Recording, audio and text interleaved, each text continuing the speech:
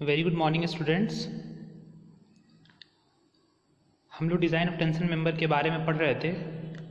अभी तक हम लोग 2 lecture design of tension member के रिगार्डिंग कंप्लीट कर चुके हैं और आज हम जो भी पिछला डिज़ाइन क्राइटेरिया के बारे में पढ़े थे कि कैसे हम लोग नेट एरिया निकालते हैं जब कोई भी एंगल सेक्शन कनेक्टेड रहता है गसेट प्लेट से डिफरेंट केसेस के लिए, है ना।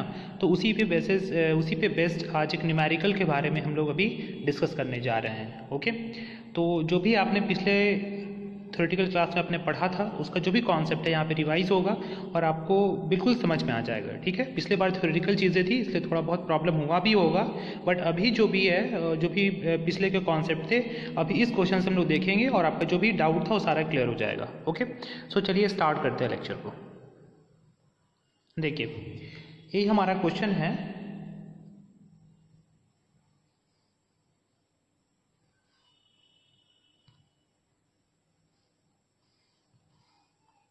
जैसे कि आप लोग स्क्रीन बोर्ड पे देख पा रहे हैं क्वेश्चन को।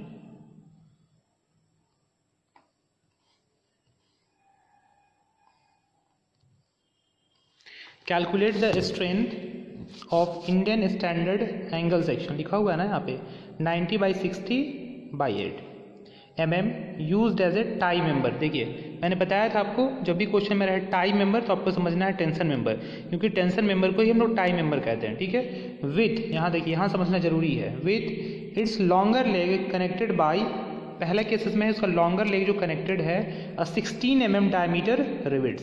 पहला केसेस में क्या किया गया है कि जो आपका ये एंगल सेक्शन है उसको 16 mm डाया रिविट के साथ कनेक्ट किया गया है। ठीक है, नेक्स्ट है 60 mm fillet weld is used. ठीक है, मतलब दोनों केस के लिए आपको निकालना है। इसमें 2 क्वेश्चन है। क्वेश्चन ये कह रहा है कि एक एंगल सेक्शन है और एंगल सेक्शन जैसे भी कहा जाता है इसका मतलब आपको समझना है कि उसमें क्या होगा, लॉन्गर डायमेंशन होगा और शॉर्टर डायमेंशन होगा और उसके बाद क्या होगा, उसका थिकनेस होगा। ठीक है, तो जैसे कि एंगल सेक्शन की बात की जा रही है 90/60/8 mm, जैसे आप यहाँ पे देख पा रहे हैं। ओके, तो इसका क्या मतलब है 90/60/8 mm का क्या मतलब है, पहले तो आप ये समझिए। ठीक है, बहुत बच्चे को इसमें भी डाउट होता है। तो 90/60/8 mm का मतलब है कि जो ये लॉन्गर साइड है ये यहाँ से लेकर के यहाँ तक साइज जो है 90 है। ठीक है, और 60 कहने का मतलब है ये जो है आपका ये जो शॉर्टर साइज है यहाँ से लेकर के यहाँ तक का क्या है 60 है। और थिकनेस कहने का मतलब क्या है, थिकनेस मतलब है कि जो ये एंगल सेक्शन है उसका ये वाला थिकनेस, ये टी की वैल्यू जो है ये दोनों थिकनेस ये कॉमन होती है। ठीक है, तो ये है 8 mm आपका। ठीक है, पहले तो ये क्वेश्चन समझिए। ठीक है, अब बोला जा रहा है कि ये जो आपका एंगल सेक्शन है उसको लॉन्गर लेग को पहले कनेक्ट किया गया है 16 mm डायमीटर रिविट के साथ में, पहला केसेस में। ठीक है, और नेक्स्ट में 6 mm diameter rivet 6 mm fillet weld के साथ में। तो पहले हम रिविट का केस देखेंगे, उसके बाद हम वेल्ड का केस देखेंगे। जैसे कि आप लोग को पता है कि कनेक्शन के लिए हम लोग रिविट का भी यूज़ कर सकते हैं या वेल्ड का भी यूज़ कर सकते हैं या फिर बोल्टिंग का भी यूज़ कर सकते हैं, बट बोल्टिंग आपके सिलेबस में नहीं है इसलिए आपके क्वेश्चन में यहाँ पे सिर्फ रिविटिंग के बारे में और वेल्डिंग के बारे में यहाँ दिया हुआ है दोनों क्वेश्चन। ठीक है, तो आई होप कि क्वेश्चन आपने समझा होगा।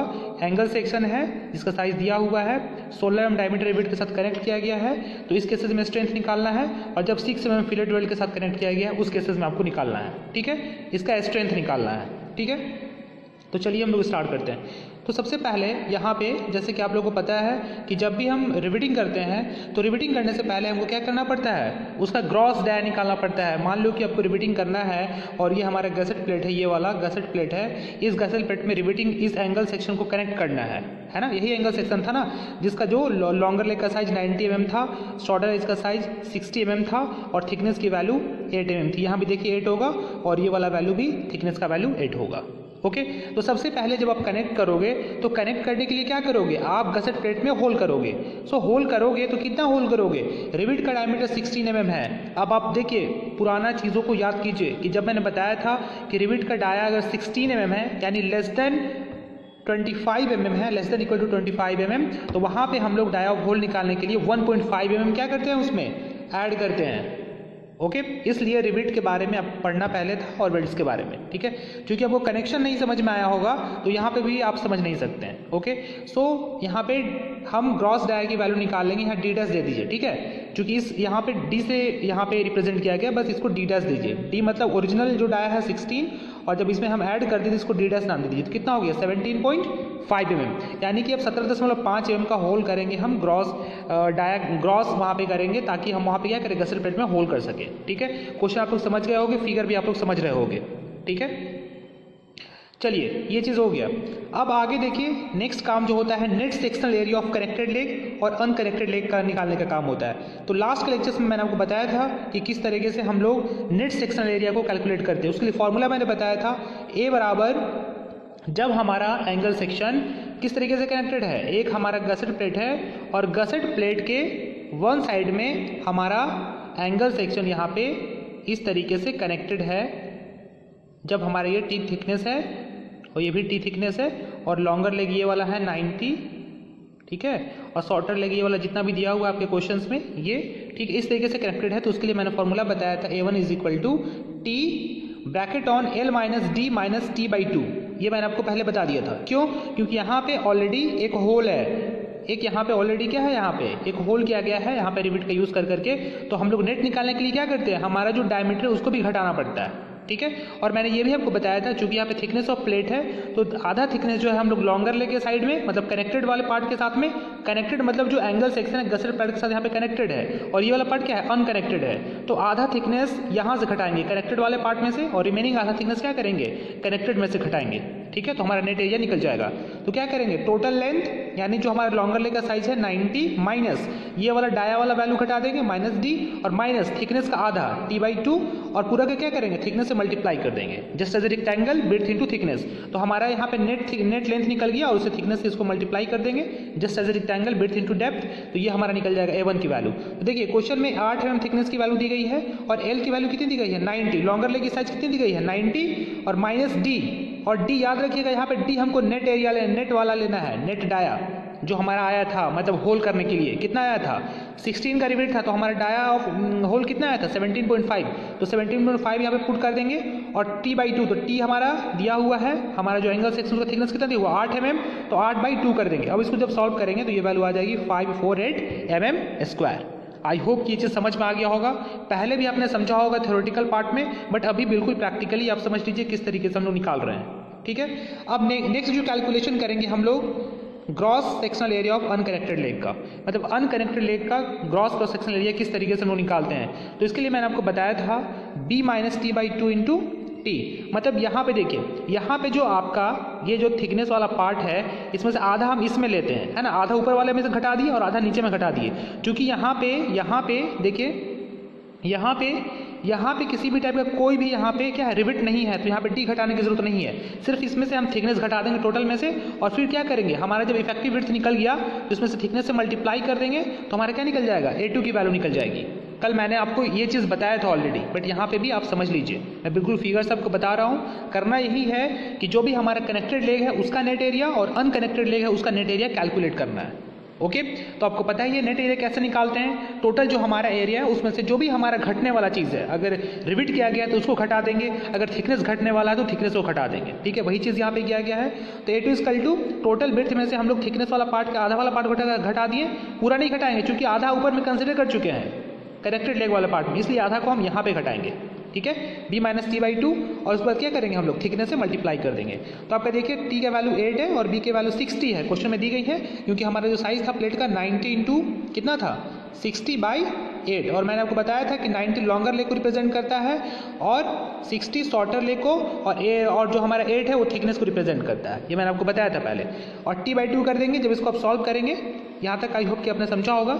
जब आप इसको सॉल्व करेंगे तो ये वैल्यू आपको मिलेगी 448 mm², 448 mm²। ओके, अब मैंने आपको बताया था कल स्टूडेंट्स की कोई भी चीज़ कनेक्टेड है एक साइड में, मतलब एंगल सेक्शन अगर एक साइड में कनेक्टेड है तो नेट एरिया निकालने के लिए मैंने आपको बताया था इस तरीके से मान लो कनेक्टेड है यही एंगल सेक्शन हमारा किसके साथ कनेक्टेड है, गसेट प्लेट के साथ कनेक्टेड है इस तरीके से। तो मैंने आपको पहले किस बताया था, ए नेट निकालने के लिए क्या करते हैं, A net =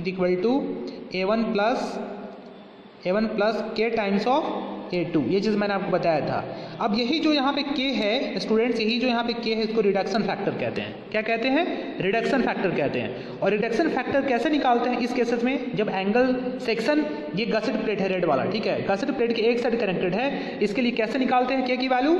3A1 divide by 3A1 plus A2। कल मैंने आपको बताया था स्टूडेंट्स, बिल्कुल रिमाइंड कर लीजिएगा, ऑब्जेक्टिव में एकदम पूछा जाता है, ठीक है, और आपको आगे के लिए भी ज़रूरी है। So K is equal to 3A1 by 3A1 plus A2। अब आपको A1 की वैल्यू निकल गई है और A2 की वैल्यू निकल गई है। अब इस वैल्यू में पुट कीजिए और आप रिडक्शन फैक्टर की वैल्यू आप आसानी से निकाल सकते हैं। सो चलिए हम लोग निकालते हैं। तो K बराबर 3A1 divide by 3A1 plus A2। A1 की वैल्यू 548 आई थी, तो 3A1 डिवाइड बाई 3A1 और प्लस A2 की वैल्यू 448 आई थी। यहाँ से रिडक्शन वैल्यू के फैक्टर की वैल्यू हमारी 0.786 कैलकुलेट हो गई, ठीक है। अब हमारा सारा काम हो चुका है। अब हम A नेट की वैल्यू कैसे निकालेंगे? A1 plus K into A2। तो चलिए निकाल लेते हैं। देखिए A net is equal to A1 plus K into A2। तो A1 की वैल्यू 548, रिडक्शन फैक्टर की वैल्यू 0.786 इंटू K2 की वैल्यू 448। इसको जब मल्टीप्लाई करेंगे तो आपकी वैल्यू आ जाएगी 900.13 mm², ठीक है। ये हमारी A नेट की वैल्यू आ गई। याद रखिएगा, जब भी हम टेंशन मेंबर की बात करते हैं तो हमेशा वहाँ पे हम नेट एरिया में काम करते हैं। ऑब्जेक्टिव में बार बार पूछा जाता है, ठीक है। जब भी हम टेंशन मेंबर में काम करते हैं तो वहाँ पे हम नेट एरिया को कैलकुलेट करते हैं, ओके। अब आपको क्या पता चल गया? नेट एरिया पता चल गया। अब आपको एक्सेल टेंशन में जो स्ट्रेसेस की वैल्यू लेनी है वो 150 लेनी है। मैंने पहले के लेक्चर में बताया था आपको कैसे निकालते हैं, है ना, 0.6 टाइम्स ऑफ Fy। तो चूंकि यहाँ पे कोई भी प्लेट नहीं दिया गया है तो आप आराम से यहाँ पे ग्रेड ऑफ प्लेट Fe410 मान सकते हैं। नहीं दिया गया है कहीं भी, एज्यूम कर लेना है ग्रेड ऑफ प्लेट Fe410। और Fe410 के लिए हमारी जो वैल्यू होती है, किसकी वैल्यू? सिग्मा 80 की वैल्यू 0.6 टाइम्स ऑफ Fy होती है। 0.6 टाइम्स ऑफ Fy होती है ना। और Fy की वैल्यू Fe410 प्लेट के लिए कितनी होती है? 250। तो आप 0.6 इंटू 250 कैलकुलेट करेंगे तो आपका ये वैल्यू आता है 150। तो आपको इतना कैलकुलेट करने की जरूरत नहीं है, ये ऑलरेडी मैंने कैलकुलेट करके पहले बताया था आपको। सिंपली यहाँ पर सीधे Fe410 ग्रेड प्लेट के लिए सिग्मा 80 की वैल्यू एक्सेल टेंशन में जो वैल्यू है 150 ले लेनी है, ओके। तो यही चीज़ यहाँ पे लिया गया है 150 वैल्यू। स्ट्रेंथ कैसे निकालेंगे? आपको एरिया पता चल गया तो स्ट्रेंथ कैसे निकालते हैं? आपको एक्सेल टेंशन में आपको स्ट्रेस की वैल्यू पता है और आपकी इसको नेट एरिया से मल्टीप्लाई कर देना है। किससे? याद रखिएगा, नेट एरिया से। ये बहुत ज़रूरी है समझना। नेट एरिया से मल्टीप्लाई कर दीजिएगा तो 150 एक्सेल टेंशन में है आपका स्ट्रेंथ और नेट एरिया 900.13 कैलकुलेट अभी हम किए हैं जस्ट। इसको जब सॉल्व कीजिएगा तो आपकी वैल्यू आ जाएगी 13501 न्यूटन। और जब आपको किलो न्यूटन में चेंज करना तो क्या कीजिएगा? 1000 से डिवाइड कर दीजिएगा। न्यूटन को किलो न्यूटन में चेंज करने के लिए 1000 से डिवाइड कर दीजिएगा तो ये वैल्यू आ जाएगी 135 किलो न्यूटन। आई होप स्टूडेंट्स कि आपने यहाँ तक समझा होगा। बिल्कुल मैंने बेसिक से बताया है, बिल्कुल इलेबोरेट करके बताया है आपको, कहीं भी दिक्कत नहीं होना चाहिए आप लोगों को, ठीक है। तो यही चीज़ देखिए हम स्ट्रेंथ निकाले यहाँ पे रिविट जब किया गया है प्लेट्स के अंदर में, ठीक है। अब सेम केसेस को हम लोग करेंगे वेल्डिंग के साथ में कि अगर यही केस को अगर हम इसी केस को वेल्ड करते हैं, रिविट नहीं करते हैं, मान लो कि एंगल सेक्शन को हम लोग रिविट के द्वारा कनेक्ट नहीं करके हम लोग वेल्डिंग करते हैं तो उसमें देखते हैं कि स्ट्रेंथ कितना आता है, ठीक है। तो आपके क्वेश्चन में पहला वाला पार्ट जो था उसका सॉल्यूशन आपका कंप्लीट हो चुका है। पहला वाला पार्ट जो था सॉल्यूशन आपको निकालना था जब 16 mm डायमीटर रिविट के साथ कनेक्ट किया गया है तो आपकी स्ट्रेंथ की वैल्यू कैलकुलेट हो गई है। अब जो हम नेक्स्ट क्वेश्चन में मूव करने जा रहे हैं स्टूडेंट्स, इस टाइप के क्वेश्चन एसबीटी में पूछे गए हैं लास्ट ईयर, ठीक है, ध्यान से देखिएगा इसको।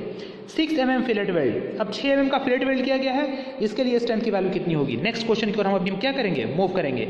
यही वाला जो ये जो देख रहे हैं ना आप रिविट, इस रिविट को अब नहीं किया गया। अब रिविट का जो पहला सोल्यूशन था ऑलरेडी हम कर चुके हैं। अब हमारा बोला जा रहा है कि अब रिविट नहीं करके आप इसको क्या कर रहे हैं? वेल्ड के थ्रू कनेक्ट कर रहे हैं 6 mm फिलेट वेल्ड के साथ में। तब आप बताइए कि उसका स्ट्रेंथ कितना होगा, ठीक है। तो चलिए इस क्वेश्चन को हम लोग करते हैं अभी पार्ट को, ठीक है। बहुत ही इंटरेस्टेड क्वेश्चन है स्टूडेंट्स। देखिए तो यही पार्ट है हमारा, strength using 6 mm fillet weld. 6 mm का फिलेट वेल्ड किया गया उसके लिए, ठीक है। उसके लिए भी हमें पहले नेट सेक्शनल एरिया कैलकुलेट करना पड़ेगा। तो मैं आपको एक बहुत ही यहाँ पे इंपॉर्टेंट चीज़ बताने जा रहा हूँ स्टूडेंट्स, आप प्लीज़ अच्छे से समझिएगा, ओके।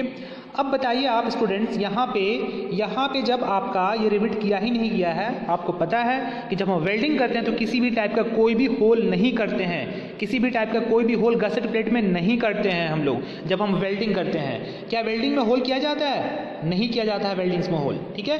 वेल्डिंग में कोई भी होल नहीं किया जाता है। तो बताइए जब आप नेट एरिया निकालिएगा तो क्या ये वाला डी घटाने की ज़रूरत है? अब ये वाला डी घटाने की ज़रूरत है। हमारा प्लेट में, हमारा गसेट प्लेट में कोई होल ही नहीं है तो हम डी की वैल्यू क्यों घटाएंगे? नहीं घटाएंगे।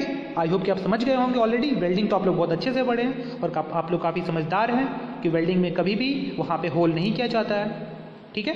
तो अब होल नहीं किया जाता है तो सेम फॉर्मूला में हम लोग डी को घटाएंगे नहीं, डाया को घटाएंगे नहीं। शॉर्टर लेग में तो डाया घटेगा ऐसा भी नहीं, सिर्फ लॉन्गर लेग में से हम लोग डी वाला वैल्यू को घटा देंगे। सो डी वाला वैल्यू को हटा देंगे वहाँ से फॉर्मूला से और एज इट इज फॉर्मूला रहेगा। ओके, सो चलिए देखिए यहाँ पे A1 की वैल्यू अब कैसे निकालते थे। देखिए A1 बराबर T into L minus T by to. यहाँ से क्या किया स्टूडेंट, एक एडिशनल जो चीज़ में जो रिविट में था यहाँ पे हम लोग D की वैल्यू घटाते थे, बट यहाँ पे ये D की वैल्यू याद रखिएगा एकदम, D की वैल्यू यहाँ पे वेल्ड के केस में नहीं घटेगा क्योंकि हमारा वेल्डिंग में कोई भी डायमीटर या कोई भी होल नहीं किया जाता है। Okay, I think you all got it, आप लोग समझ गए होंगे ये चीज़, ठीक है। तो यहाँ पे A into T L minus T by to, ठीक है। यहाँ पे सिर्फ D वाला हट गया है फॉर्मूला यहाँ से, ठीक है। तो L की वैल्यू 90 है, T by two as it is 8/2 घटा देंगे और T थिकनेस से सॉल्व करेंगे 688 mm² आएगा, ठीक है। क्या है स्टूडेंट्स, यहाँ पे सिर्फ D वाले टर्म को हमने वहाँ पे हटा दिया है, क्यों, क्योंकि वेल्डिंग में कोई भी होल नहीं किया जाता है प्लेट्स के, गसेट प्लेट्स में। ओके, सो देखिए आप gross cross sectional area of unconnected leg, अब अनकनेक्टेड के लेग के लिए अब निकालिएगा A2 बराबर क्या हो जाएगा T into B minus T by two. ये तो ऐसे भी पहले ही जैसा है क्योंकि वेल्ड तो हम उसके गसेट प्लेट वाले पार्ट में करेंगे ना, हम जब यहाँ पे ऐसे कनेक्ट कर रहे हैं यहाँ पे टी सेक्शन चैनल सेक्शन को यहाँ पे गसेट प्लेट के साथ में, गसेट प्लेट के साथ में, तो हम लोग वेल्ड सिर्फ इधर में करेंगे ना, यहाँ में क्यों करेंगे, नीचे में करने की कोई जरूरत नहीं है ना। तो ऐसे भी ये वाला पार्ट तो एज इट इज रहेगा पहले जैसे था, है ना। तो यहाँ पे 8 और B के वैल्यू 60 और T माइनस 2, इसको जब सॉल्व करेंगे तो 448 mm² आएगा, ठीक है। फिर उसी तरीके से आपको रिडक्शन फैक्टर यूज करना है यहाँ पे। कौन सा वैल्यू यूज करेंगे, जब हमारा गसेट प्लेट के एक साइड में एंगल सेक्शन हो तो उसके लिए रिडक्शन फैक्टर के बराबर 3A1 डिवाइड बाई में 3A1 प्लस A2 करते हैं एज पर IS 800/2007। बिल्कुल याद रखिएगा इसको, ठीक है, इस केसेस में, ठीक है। तो अब यहाँ पे 3A1 प्लस A2, A1 की वैल्यू अपने कैलकुलेट कर ली है, तो 3A1 की वैल्यू 688 आई थी, 3688 प्लस यहाँ पे A2 की वैल्यू 448 आई थी। इन सारे वैल्यूज में पुट करेंगे तो आपकी रिडक्शन फैक्टर की वैल्यू आ जाएंगी 0.8216। ये देखिए 0.8216 आ गई वैल्यू ये। अब ठीक उसी तरीके से नेट एरिया कैलकुलेट करना है, N it is equal to A1 plus K into A2। A1 की वैल्यू 688 आई है और K की वैल्यू 0.8216 इस केस के लिए जब हम वेल्ड कर रहे हैं, और A2 की वैल्यू 448 आई है। ओके, जब इसको आप सॉल्व करेंगे तो 1056.10 यहाँ पे mm² आ जाएंगी। अब यहाँ पे एरिया आपको निकल गया है। ठीक उसी तरीके से स्ट्रेंथ निकालने के लिए आप लोग एक्सेल टेंशन में जितना स्ट्रेंथ होता है उसको हम लोग मल्टीप्लाई कर देंगे एनेट से, ठीक है। तो 150 होता है, कैसे आता है ये 150 की वैल्यू मैंने आपको बता दिया ऑलरेडी। एनेट बराबर यहाँ पे इस पर्टिकुलर प्रॉब्लम के लिए हमारा एनेट की वैल्यू जो कैलकुलेट हुई है ये आई है हमारा 1056.10, ठीक है, ये वैल्यू आई है। अब इसको आप मल्टीप्लाई कीजिएगा तो 158415 न्यूटन यानी 158.415 किलो न्यूटन। ये हमारा जब वेल्ड किया गया है इस केसेस में हमारा स्ट्रेंथ निकल गया। अब यहाँ पे बहुत इंटरेस्टिंग है, आप लोग बहुत ही इंटरेस्टिंग चीज़ जानने वाले हैं कि आखिर जब हम रिविट किए हैं सेम प्लेट के लिए और सेम ही प्लेट के लिए वेल्ड किए हैं तो आखिर दोनों के स्ट्रेंथ में क्या डिफरेंसेस है, क्या क्यों वेल्ड क्यों ज़्यादा एडॉप्टेड किया जाता है in the comparison of rivets. मैं इसका भी आपको बिल्कुल प्रैक्टिकल एग्जाम्पल बता रहा हूँ कि क्यों किया जाता है। आप देखिए इसी क्वेश्चन में सेम हमारा था एंगल सेक्शन और उसी के लिए हम लोग सारा सेम क्राइटेरिया था, बट हमने वहाँ रिविट किया और यहाँ पे वेल्ड किया। तो देखिए स्ट्रेंथ में कितना डिफरेंस आता है। आप देखिए यहाँ पे देखिए 158.415 किलो न्यूटन आया है ना स्ट्रेंथ। अब आप यही चीज़ देखिए रिविट्स के अंदर में, देखिए 135 किलो न्यूटन। सो वेल्ड्स में आया है आपका 148 आया है सर ना, नहीं 158। सो आप देख सकते हैं वेल्ड्स के अंदर में आ रहा है सेम क्राइटेरिया, सेम सारी चीज़ें हैं, तो 158 आ रहा है वेल्ड्स के अंदर में, जो कि ग्रेटर दैन है 135। So obvious weld have a more strength in the comparison of rivets. आप लोग समझ गए होंगे कि वेल्ड का स्ट्रेंथ जो होता है रिविट के कंपैरिजन में ज़्यादा होता है। So that's why we adopted welding more, ज़्यादा से ज़्यादा हम वेल्ड को प्रेफर करते हैं। Okay, so I hope students कि आपने समझा होगा इस लेक्चर को अच्छे से और बहुत इंजॉय किया हो इस लेक्चर को। और मुझे भी बहुत मज़ा आता है जब हम क्वेश्चन बताते हैं स्टील स्ट्रक्चर का, क्योंकि बिल्कुल प्रैक्टिकल चीज़ होता है। आप जब इसको सॉल्व करते हैं तो आपको समझ में आ जाएगा। फील्ड में देखते हैं सारी चीज़ों के बारे में। आपने टावर्स देखा है, टावर्स के अंदर में देखो रिवेटिंग किया जाता है, वेल्डिंग्स किया जाता है, ब्रिजेस देखे हो, रेलवे स्टेशन पर जाते हो तो रेलवे स्टेशन का जो सेट बना होता है वो भी स्टील स्ट्रक्चर का होता है, वहाँ पर भी बहुत सारा चीज़ होता है। आप देखे होगे सारी चीज़ें, है ना, गसेट प्लेट होता है। तो बिल्कुल प्रैक्टिकल चीज़ है। अगर आप इसको इंजॉय लेकर के पढ़ते हो, मतलब इसलिए पढ़ते हो कि आपको सीखना है, so definitely you will do better. Okay, so students, thank you everyone for watching this session. I hope आपने बहुत कुछ सीखा होगा इस लेक्चर से। So God bless you all students. Like, share and subscribe this channel.